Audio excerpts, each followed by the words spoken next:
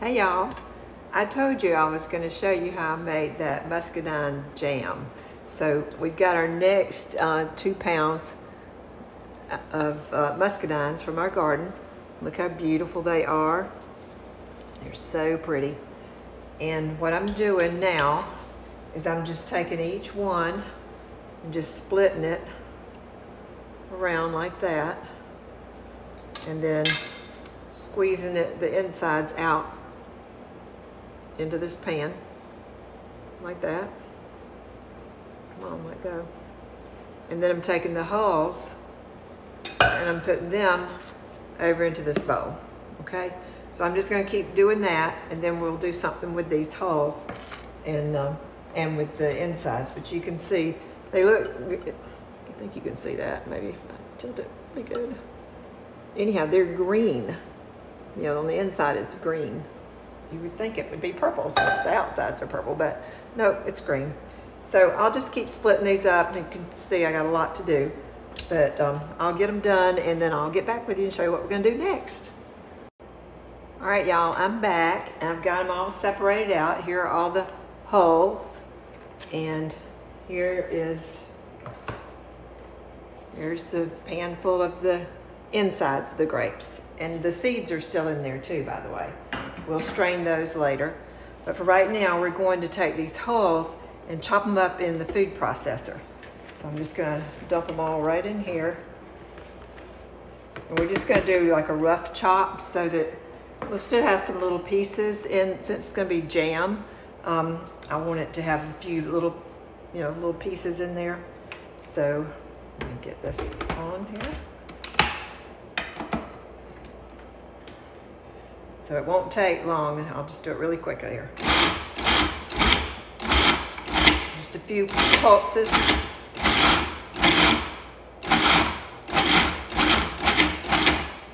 See how that looks.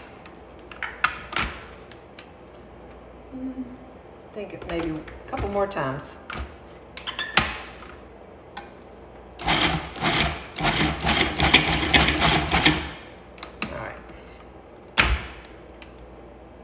See if I can get y'all over here close enough so you can see that's what.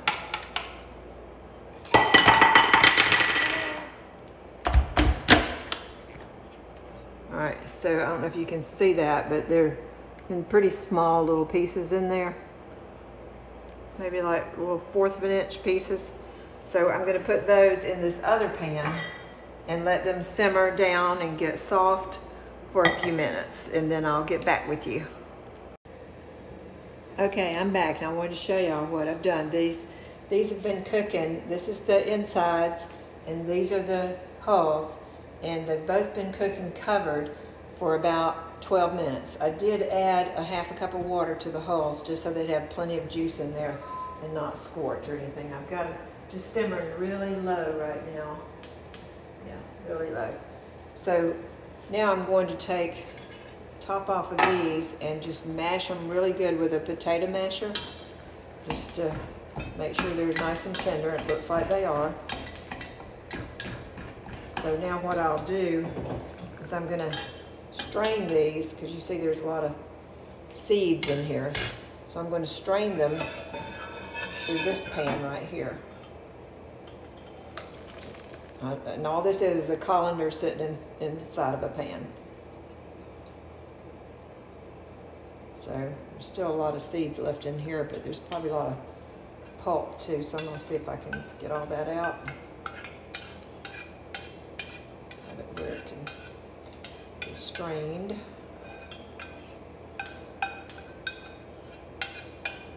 Okay. So now I'm just gonna mash this through the strainer so you can see how it's dripping out down here underneath. I think you can see that.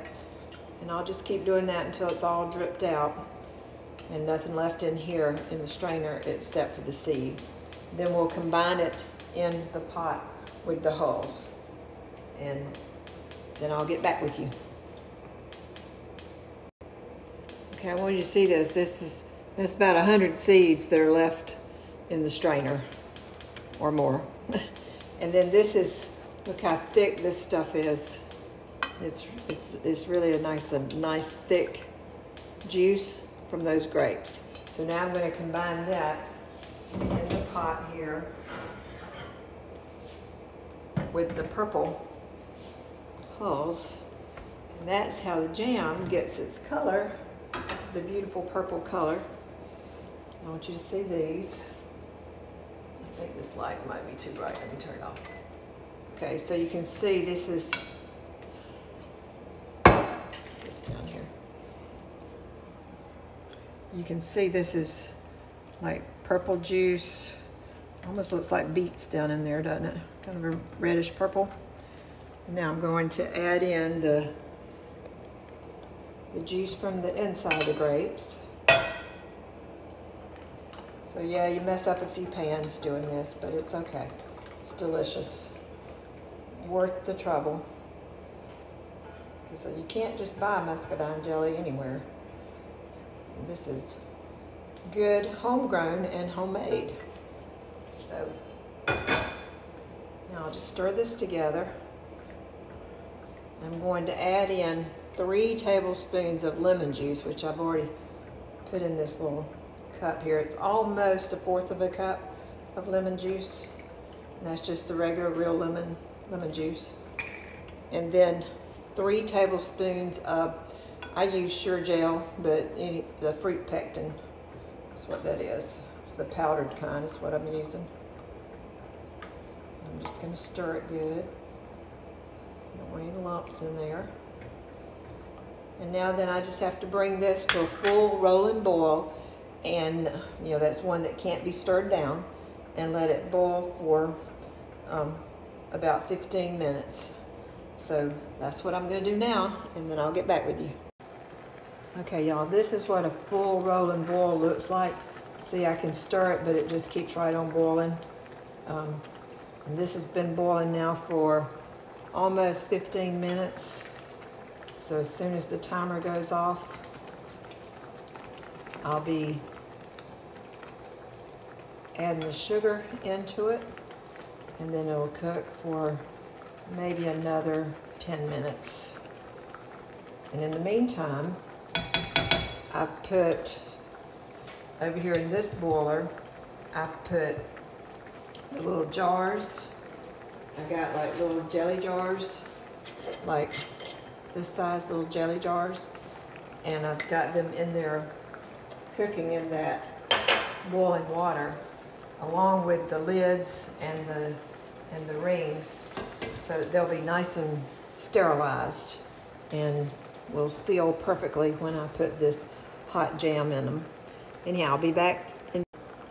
Okay, so the timer just went off, and I'm going to add 3/4 of a cup of sugar into this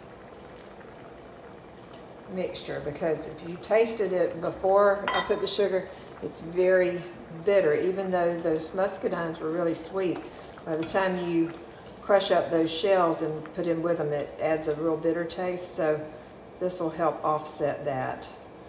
So now I'm going to cook this for about 10 more minutes, and then we'll start putting it in the jars.